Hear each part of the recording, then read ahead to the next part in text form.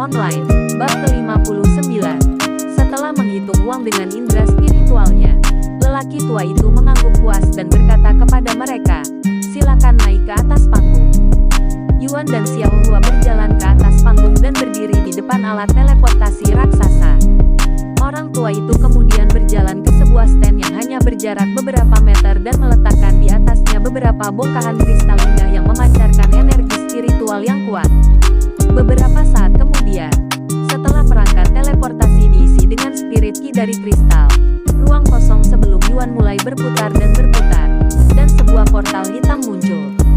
Kamu tidak akan langsung diteleportasi di dalam kota musim semi tetapi beberapa mil keluar. Masuk ke perangkat teleportasi kapanpun Anda siap, tetapi jangan terlalu lama karena itu akan hilang dalam 1 menit. Petik 2. Yuan mengangguk dan berbalik untuk melihat Xiao Hua. "Apakah kamu siap?" dia bertanya padanya. "Kapanpun saudara Yuan siap." Dia menganggukkan kepala kecilnya. Yuan kemudian mengulurkan tangannya untuk dipegang, dan Xiao Hua meraihnya tanpa ragu-ragu. Setelah mengambil napas dalam-dalam, Yuan melangkah maju dan berjalan ke portal sambil memegang tangan kecil Xiao Hua, menghilang dari kota liang. Dan sedetik kemudian, sama seperti ketika dia pertama kali memasuki permainan dan bertemu Xiao Hua, Yuan mendapati dirinya dikelilingi oleh pepohonan di antah berantah. "Ayo naik," kata Yuan. Dan beberapa saat kemudian mereka membumbung ke langit untuk mencari kota. "Saya pikir itu tempat di sana." Yuan menunjuk ke kota di kejauhan. "Ayo pergi." Mereka mulai terbang menuju kota. "Anda telah menemukan kota musim semi."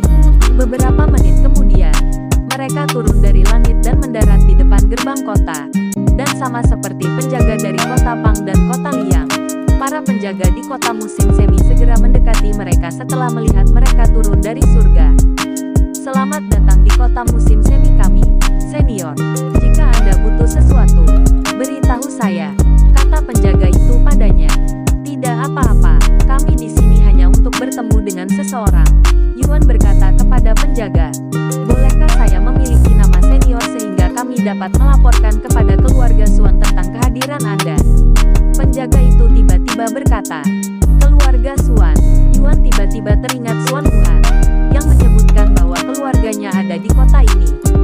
"Itu benar, senior. Keluarga Suan mengendalikan kota ini, dan kami diperintahkan untuk memberitahu mereka jika ada ahli yang tiba di kota kami untuk menghindari masalah yang tidak perlu." Penjaga itu menjelaskan kepadanya. "Lalu apakah kamu tahu Suan Wuhan?" Yuan bertanya padanya. "Nona muda, apakah Anda kenal dengan Nona muda?" Penjaga itu menunjukkan wajah terkejut. "Ya, dia memintaku untuk menemuinya jika aku pernah mengunjungi Spring City, dan aku punya waktu sebelum pertemuanku. Di sini, dia bahkan memberiku ini." Yuan menunjukkan kepadanya medali yang diberikan Suan Wuhan kepadanya di kota roh. "Itu medali keluarga Suan." Mata para penjaga melebar karena terkejut setelah melihat medali itu. Hanya mereka yang dipercaya oleh keluarga Suan yang akan memiliki sesuatu seperti itu. "Tolong ikuti saya, tamu yang terhormat. Aku akan segera membawamu ke keluarga Suan." Penjaga itu membungkuk hormat kepada mereka. "Ngomong-ngomong, kamu bisa memanggilku Yuan, Tuan Muda Yuan." Sementara itu, penjaga lain bergegas kembali ke keluarga Suan sebelum Yuan dan Xiao Hua tiba untuk memperingatkan mereka tentang kehadiran mereka. "Apa? Seseorang dengan medali keluarga saya akan datang ke sini. Saya tidak ingat siapapun yang menggunakan nama Yuan." Kepala keluarga Suan, Patriark Suan, mengangkat alisnya setelah mendengar tentang Yuan. Dia menyebut nama Nona muda, bahkan mengklaim bahwa dialah yang memberinya medali itu, kata penjaga itu. Patriark Suan mengangguk dan berkata, "Bawa putriku ke sini." "Ya, Patriark." Beberapa saat kemudian, Suan Wuhan muncul di hadapan mereka dengan penampilan yang berantakan, tampak seperti baru bangun dari tempat tidur. "Ada apa, Ayah? Aku bermimpi indah." "Kau tahu?" dia bertanya dengan ekspresi lelah. "Apakah kamu mengenal seseorang dengan nama Yuan?" Patriark Suan segera bertanya padanya. "Bagaimana Anda tahu tentang Taois Yuan, Ayah?" Wajah Suan Wuhan segera menjadi energi setelah mendengar nama Yuan, dan dia menatapnya dengan wajah terkejut. "Jadi kamu kenal dia?"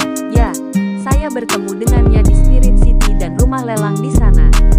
Meskipun saya tidak tahu latar belakangnya, dia jelas bukan individu biasa, terutama gadis kecil yang mengikutinya. Saya punya perasaan bahwa dia benar-benar ahli seperti kakek. Petik 2. Seorang guru roh seperti ayahku. Ya, itu sangat mungkin, karena para penjaga melihatnya terbang dengan mata kepala sendiri. Tunggu sebentar, mereka ada di sini, di kota kita. Suan Wuhuan dengan cepat bertanya padanya. Ya, dan mereka menuju ke sini saat kita berbicara. Kenapa kamu tidak memberitahuku itu dari awal? Saya belum siap menerima tamu, dan saya sudah membuang banyak waktu di sini. Kalau begitu sebaiknya kamu cepat dan perbaiki penampilanmu sebelum mereka tiba. Patriark Suan menggelengkan kepalanya padanya.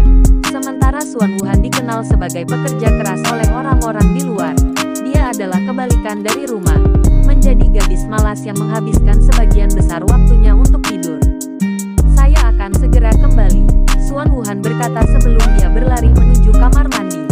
Sementara itu, Yuan dan Xiao Hua baru saja tiba di rumah keluarga Suan. Surga tempat ini bahkan lebih besar dari rumah keluarga Luo di kota Pang. Ini hampir seperti membandingkan gubuk kecil dengan rumah besar. Yuan berbicara dengan ekspresi bingung di wajahnya saat dia berdiri tepat di luar gedung mereka.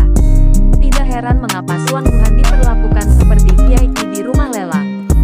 Keluarga Suan telah diberitahu tentang kedatangan Anda, tamu yang terhormat. Tepat ketika penjaga itu menyelesaikan kalimatnya, pintu terbuka, dan seorang pria parubaya yang tampan dan tinggi dengan aura yang dalam berjalan keluar dari gedung dan menatap Yuan dengan tatapan tajam. Prajurit roh tingkat 5, berapa umur pemuda ini? Dia tidak terlihat lebih tua dari putriku. Patriark Suan dipenuhi dengan kejutan setelah melihat basis kultivasi dan penampilan mudanya. Namun, yang paling mengejutkannya adalah kehadiran Xiao Hua yang tangguh, yang secara alami memancarkan aura yang dalam. Namun dia tidak dapat melihat seperti